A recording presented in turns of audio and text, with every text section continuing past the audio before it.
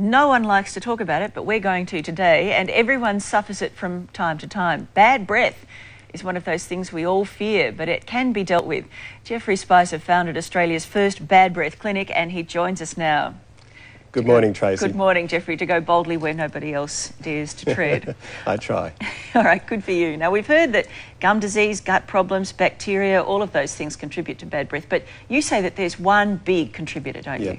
I believe it's really the bacteria in the mouth and cleaning the tongue. They're the two main factors to bad breath. So all of those other things contribute, but if you fix your tongue, what are you saying? You'll go along 90%? Yes, it'll go a long way towards it. I believe that saying that bad breath's coming from the gut, they're old wives' tales.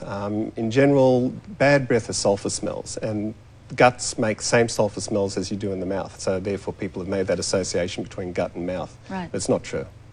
All right, so tongue. I mean, if we brush our tongues with our toothbrush, which maybe everybody, I must say I do it every time I clean my teeth, brush my tongue with a toothbrush. You're rare. Most people don't. Really? Am I doing no good at all? You told me I'm doing no good at all, though. That's right, because all you're doing is moving bacteria around the tongue. You need a scraper. We have tongue cleaners, but as you said before, you can use just a normal spoon. You need to scrape the coating off the tongue. Let's look at this scraper. Shall we pull it out of the pack? Yep, sure. Sure. Oh, I'm no good at getting these things out quickly. We'll talk while I see if I can get this out. So this thing looks like right. Brute strength. Well, we can't reuse that now. No, I know you can't. That's it. It has to stay here. That's it. It's got quite a sharp. Yes, you don't want to do it hard. I mean, you can damage your tongue if you scrape hard, but it's really just to remove the coating that's sitting on the top surface of the tongue. What about those toothbrushes that have the little rubber scrapers on the back of them? They're not efficient enough. You know, they would work to a degree, but you really need something that's going to be able to actually scrape, you know, the coating off the top of the tongue, and that's what that does. What about an antibacterial mouthwash? Problems with antibacterial mouthwashes is they have side effects. You're not trying to eliminate the bacteria that's in someone's mouth. We all have to have bacteria. What you're trying to do is have a good mix. So it's the same as if you take it a step further, why not go on to antibiotics then? In the end, you have to have bacteria for digestion and for normal mouth function. So really what you want is a good mix of bacteria. The problem with bad breath is your body will come back to normal in most cases. So for people that have, you know, so bad breath, garlic the night before, things like that, they will rebalance and everything settles down properly.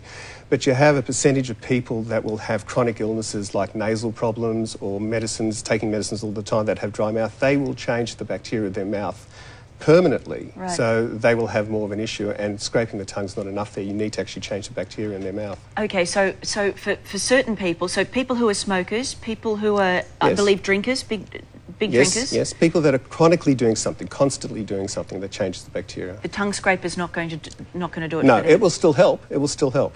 But it's not going to be sufficient. They need a bacterial change as well. When we look at the list that's on the screen now, too many dairy products are there. What does that mean exactly? Bacteria like to take proteins and break the proteins down to make the sulphur, and the sulphur is what smells. So anything that is a dense protein or high in protein, so dairy products, yogurts, cheeses, they're very big no-nos. In fact, dairy also has the issue that it will thicken any mucus that's in the nose. Right. So it's got a double whammy. Okay, so if you have things like postnasal drip, you should go see a doctor because you've got a fair bit of having... The trouble with bad breath is you don't know you have it. Everybody else does, and most people won't tell you. I believe there's an epidemic out there, and that's the problem. People don't tell other people. And we're going to actually, later on, go down to the local train station and try testing people's breath. We have a machine. We have a machine that can test the amount of sulphur in your mouth. So we want to just randomly see how bad people's breath is. Oh, I wish you'd brought that machine in here. You didn't ask me. Why didn't we ask you? Not that anyone would volunteer. Oh, Carl, I'd volunteer Carl. I've got very bad breath today, apparently. And it's all in preparation for the flight over to London, because I've got the director sitting next to me for 22 hours, so I had 14 cloves of garlic. Well, that's another thing. The compression in planes will increase bad breath because of the dryness. That's just dandy. That's good. So glad I'm not flying today. Geoffrey, thank you. Good to talk to you. It's a pleasure, Tracy. Thank you very much. Over to you, Carlo. Thank you. Well, coming up next, the Olympic swimmer forced to train in a short 25-metre pool because he can't afford to skyrocketing costs of training.